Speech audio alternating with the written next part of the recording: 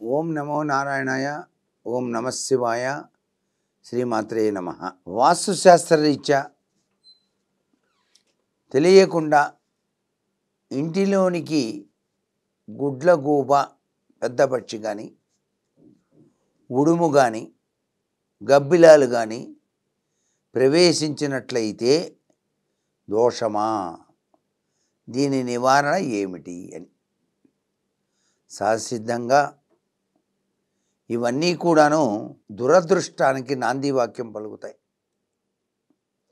ఇల్లు కట్టిన తర్వాత ఇంట్లోకి పెద్ద పక్షి గనక ప్రవేశించి అలా తిరిగి వెళ్ళిపోయినట్లయితే, ఆ కిటికీల నుంచి బయటికి వెళ్ళిపోయింది అనుకోండి, అలా గనక వెళ్ళిపోయినట్లయితే ఆ ఇంట్లో త్వరలో ఏదో ఉపద్రవం వాటిల్లబోతోంది అని అర్థం. అటువంటి సమయంలో మనం ఏం చేయాలి అంటే శివార్చన చేయించాలి. ఆ ఇంట్లో శివుడే కదండి అన్నిటికీ మూలం.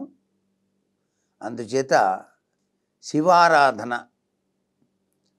నమక చమక పారాయణాలతో ఏకరుద్రాభిషేకం చేయించి ఇంటిలో గుగ్గిలం పొగ వేయాలి. అలాగే గబ్బిలాలు ప్రవేశించినాయి ఉన్నట్టుండి, 4-5 గబ్బిలాలు ఒక్కసారిగా ఇంట్లోకి వచ్చేసి గబగబా టప్ టప్ అని చెప్పేసి వెళ్ళిపోయినాయి. గబ్బిలాలు ఇంట్లోకి ప్రవేశిస్తే ఆర్థికపరమైన చిక్కులు రాబోతున్నాయి సుమా అని అర్థం. ఆర్థిక పురోగతి తర్వాత సంగతి, ఆర్థికంగా నష్టాలు సంభవించడానికి ఆస్కారం ఉంది అని అప్పుడు ఇంటి యజమాని ఆచితూచి అడుగు వేయాలన్నమాట. ఒక్కసారిగా ఉన్నదంతా ఒకేసారి దాని మీద పెట్టుబడి పెట్టి వ్యాపారాలు చేసేవాళ్ళు చాలా జాగ్రత్తగా ఉండాలి. ఈ గుగ్గిలం పొగ వేసినా కూడాను ఆ గబ్బిలాల బాధ నుంచి మనం రక్షింపజేసుకోవడానికి ఆస్కారం ఉంటుంది.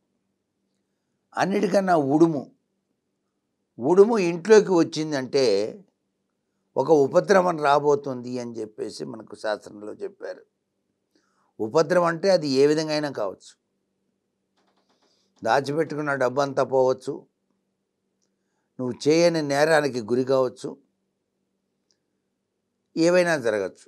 అందుకని ఆ ఉడుముని ఏదో విధంగా బయటికి పంపించే ఏర్పాటు చేసి తర్వాత పుణ్యావచనము అని చెప్పేసి చేస్తారు.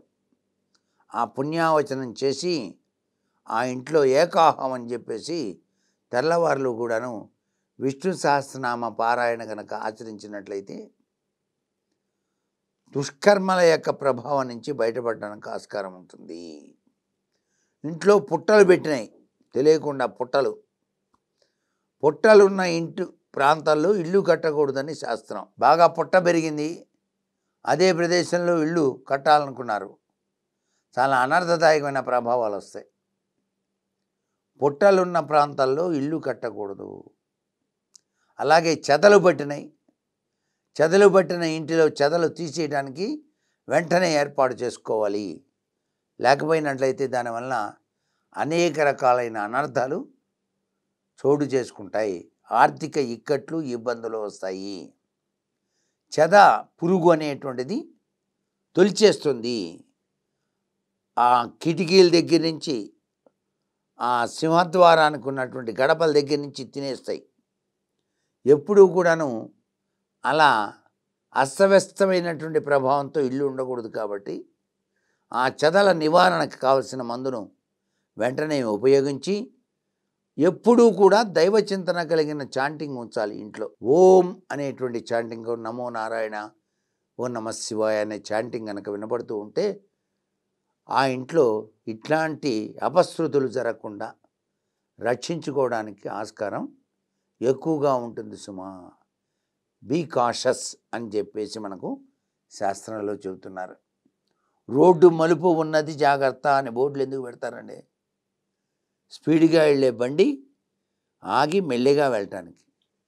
అలాగే ఇంటిలో కూడాను ఇలాంటి విధి విధానాలు జరిగినప్పుడు దానికి సంబంధించిన విధి విధానాలు వాస్తు శాస్త్రరీత్యా పాటించడం సర్వవిధ శ్రేయోదాయకం. సర్వే జనా సుఖినో భవంతు.